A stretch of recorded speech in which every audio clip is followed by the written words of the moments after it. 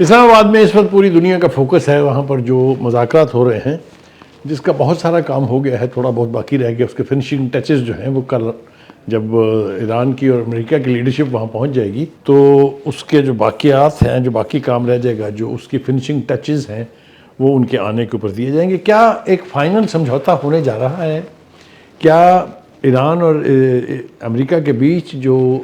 نفرت کی آگ ہے جس نے پورے خطے کو لپیٹ میں لیا ہوا ہے، کیا اس میں ریلیف ملنے جا رہا ہے؟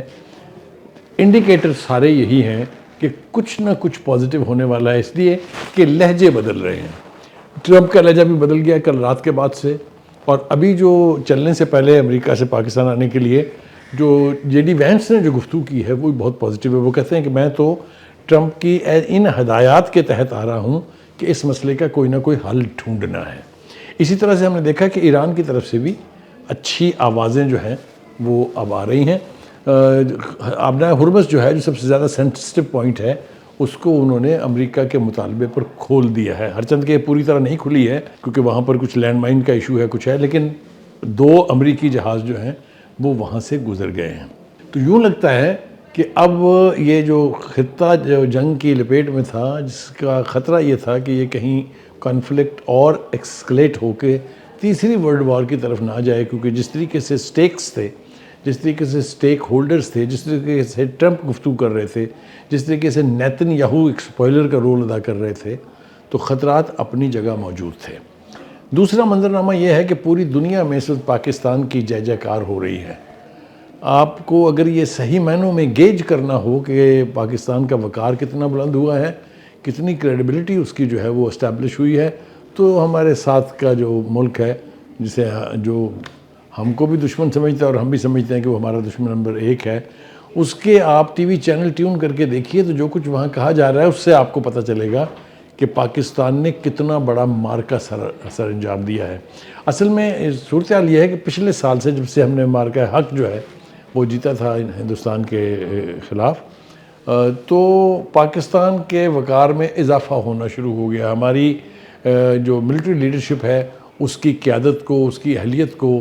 اس کی سکل کو تسلیم کیا گیا. اور Trump never missed his word in praising our field marshal and our prime minister. تو کہنے کا مطلب یہ ہے کہ یہ اضافہ پچھلے سال سے ہی ہونا شروع ہو گیا تھا. وہ پاکستان جس کے بارے میں ہندوستان یہ پروپیگنڈا کرتا تھا کہ اٹس اے ٹیررسٹ اسٹیٹ،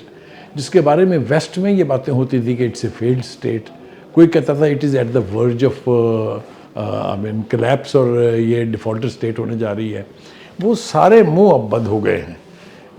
پچھلے سال سے، جیسا میں نے کہا، جب سے اچھی سمت میں ہمارا سفر جو ہے وہ جاری ہوا ہے، تب سے ہمارے پریسٹیج میں، ہمارے آنر میں، ہمارے پاسپورٹ کی عزت میں اضافہ جو ہے وہ بہت ویزیبل ہے. دوسری طرف ہم دیکھتے ہیں کہ ایران جو اس پورے معاملے کا سب سے زیادہ بڑا سٹیک ہولڈر بھی ہے اور فوکل پوائنٹ بھی ہے، اس کی لیڈرشپ میں 2 طرح کی آوازیں آ رہی ہیں. ایک تو یہ کہ وہ یہ سمجھتے ہیں کہ اس کا حل مذاکرات کی ٹیبل کے سوا کہیں نہیں نکلے گا، لیکن وہ اپنا ریزالو چھوڑنے کے لیے تیار نہیں ہیں. جو مجتبیٰ خمینی ہیں، انہوں نے جو بیان اپنا جاری کیا ہے، اس میں بھی انہوں نے یہ کہا ہے کہ ایران کی قوم سڑکوں پر رہے، مذاکرات ہو رہے ہیں، اس کے نتیجے میں کچھ اچھا ہو جائے گا، لیکن آپ نے اپنا ریزالو نہیں چھوڑنا ہے. تو دوسری بات یہ کہ ایک اور سینسٹیو پوائنٹ، جیسا میں نے کہا کہ نیتن یاہو از اے اسپوائلر، اس نے جو لبنان کے اوپر حملے کر کے اور اس میں شدت لا کے جو 350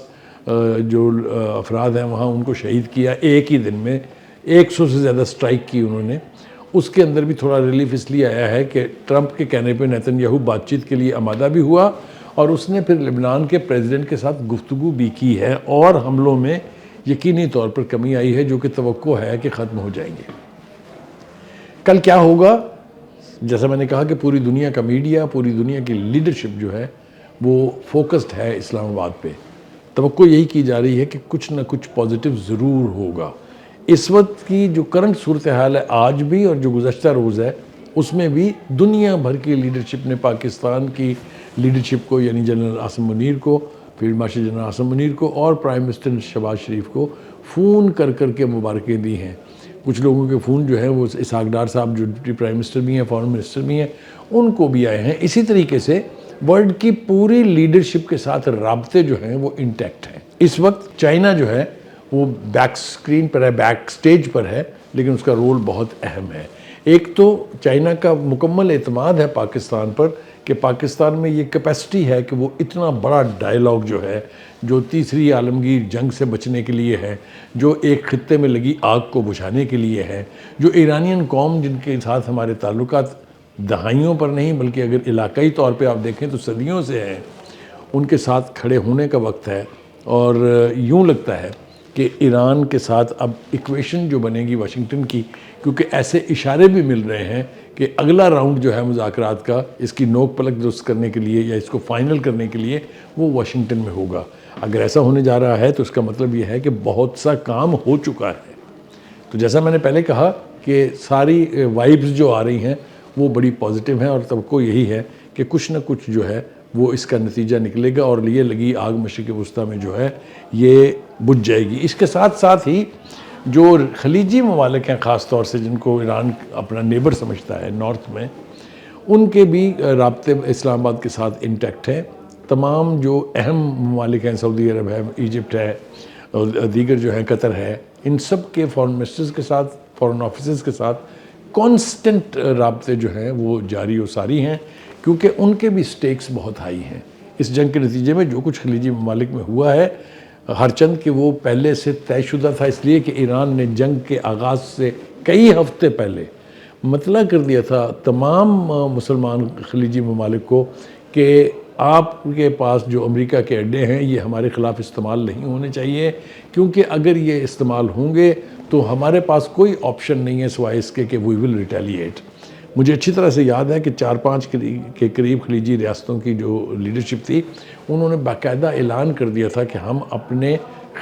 علاقے میں جو اڈے ہیں ان کو ایران پر حملے کے لیے استعمال نہیں ہونے دیں گے۔ وہ کس حد تک اس بیان پر پورا اترے ہیں یہ تو بہت بڑا سوالیہ نشان ہے اس کے اوپر، اس لیے کہ اڈے استعمال تو کیے ہیں امریکہ نے۔ چند ممالک وہاں پر ہیں، 3 کے قریب، یو اے ای ہے، کویت ہے، بحرین ہے، جو اسٹیڈ فاسٹ پوزیشن لیے ہوئے ہیں، جو امریکہ کے ایران پر حملوں کو جسٹیفائی سمجھتے ہیں، جنہوں نے تکرار کی، بحث کی، ٹرمپ سے آرگومنٹ کیا کہ آپ اس کانفلکٹ کو جاری رکھیں، یہ ایران پر جو پریشر ہے اس کو جاری رکھیں، اور اس کی جو سکت ہے ریزسٹ کرنے کی، اس کی جو طاقت ہے اس کو آپ بریک کریں۔ اسی لیے آپ کو یاد ہوگا کہ امریکہ کی طرف سے ایک سیریس کوشش کی گئی کہ وہاں کے لوگوں کو اکسا کے وہاں کی حکومت کے خلاف کھڑا کیا جائے، جو اگر پہلے کبھی امکانات تھے اس کے تو اب امکانات نہیں رہے ہیں، اس لیے کہ یہ ایران کے لوگوں کی روایت رہی ہے کہ جب کبھی بھی کسی باہر کے دشمن نے ان پر حملہ کیا ہے تو وہ سارے اختلاف بلا کے ایک یونٹی، ایک اکائی میں تبدیل ہو جاتے ہیں۔ اس وقت ایران کی قوم کو میں سلام پیش کرنا چاہتا ہوں کہ اتنے میسو پریشر کے باوجود، اتنی بڑی 2 قوتوں کے پوری ملٹری مائٹ کے ساتھ حملہ ور ہونے کے باوجود وہ قوم جو ہے وہ سیسہ پلائی دیوار کی طرح سے کھڑی رہی ہے۔ ایک بار پھر ہم یہ توقع کر رہے ہیں کہ انشاءاللہ کل اسلام آباد میں کچھ ایسا ضرور ہوگا جس سے اس خطے میں امن واپس لانے کی راہیں ہموار ہوں گی، اور یہ جو جنگ کے شعلے وہاں بھڑک رہے ہیں اور کچھ لوگ جو ہیں، کچھ نارسر نیتن یاہو کی طرح اس کو ایسکلیٹ کرنے کی کوشش کر رہے ہیں، یہ کوششیں ساری جو ہیں یہ ختم ہوں گی اور امن کی راہ جو ہے وہ ہموار ہوگی۔